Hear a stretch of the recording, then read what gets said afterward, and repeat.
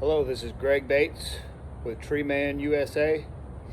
I'm fixing to go to a large loblolly pine tree job, and got my climbing attire on, and I'm going to go over some of the chainsaws that we'll be using to dismantle the entire tree. Here we go. All right.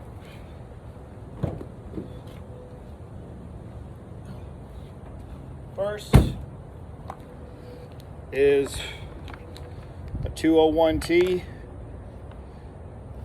This is the saw that was made right after the 200T, which was a great saw. This saw is okay. This is what we'll be using to cut the branches and some of the small parts of the top. So that's the 201T. This is a steel climbing saw, a professional one.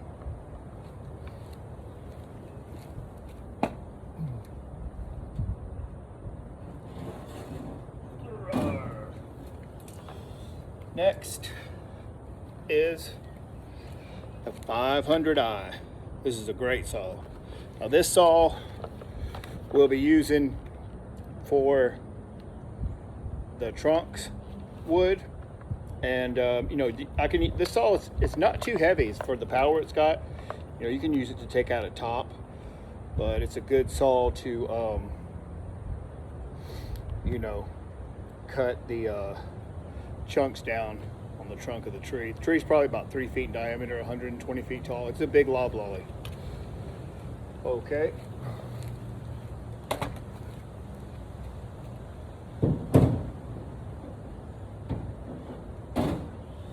Now this is another saw we'll be using. My buddy Tyler, he'll be using this one on the ground. I also have another 261 that I like to use in the tree. 261 is a very light saw, but it can cut through substantially big wood. Not, like Munster wood, but it'll cut through, anything that, you can put the bar into. This is an 18-inch bar, so it'll just zip right through something 18 inches. And then we have a 20-inch bar on the other one. But they're lightweight, they're great to use. Sometimes I'll even take them up and just if I'm climbing, and climb the whole tree with this saw until I get down to the fattest part of the trunk. All right.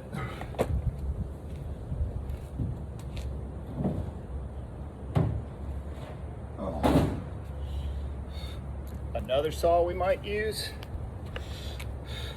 when there's multiple people cutting is this Husqvarna 576 XP. I guess the sticker's kind of worn off.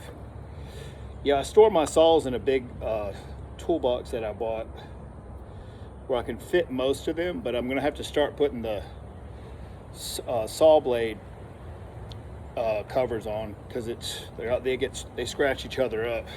They don't play well together in the toolbox. But this is a 576 XP. It's a medium to big size Husqvarna saw, and it'll cut through some trunk wood pretty good.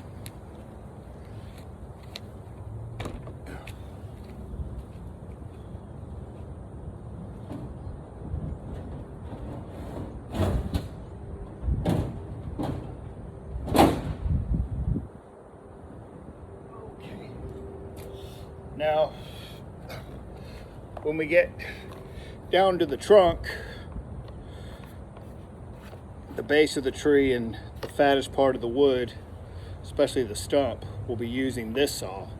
This is a Stihl 661, and it's a pretty big saw. It's the second biggest saw that Stihl makes. I like this saw a lot. It comes with two dogs on it already, so I didn't add any aftermarket dogs. I did get a max flow air filter. That's why this back cover is black instead of orange like the original cover. Let's see, the muffler, I just opened it up just a little bit, but not very much.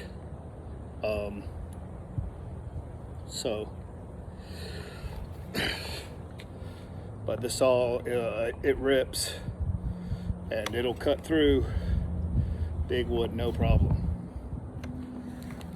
So those are the saws we'll be using. I do have one more. That is another 261. And yeah, let me get that one in, because I'd actually like to talk about the 261.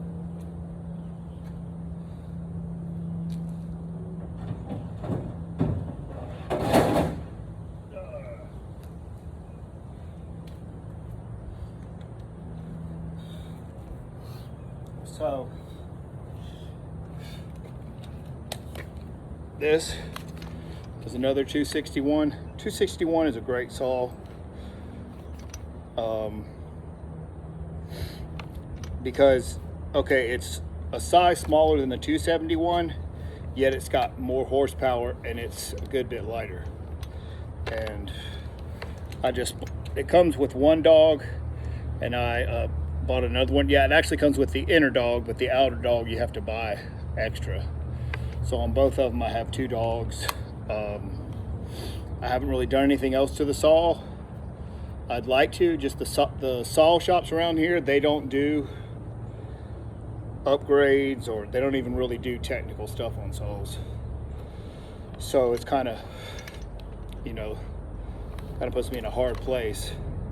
But so anyway, yeah, it's, you know, stock motor, stock muffler. I just added some dogs to both of my 261s, and I would just highly recommend this saw to anybody who cuts professionally or who wants to get a saw that lasts and is lightweight and will cut through small and big wood.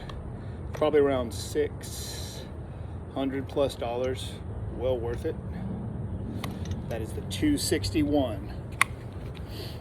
Still a professional cutting chainsaw.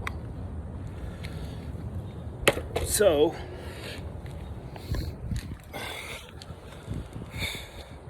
there they are, and we're gonna go take that loblolly down, and we'll see you on the next video. This is Greg Bates from Tree Man USA. Thank you for watching. Please like and subscribe. Bye.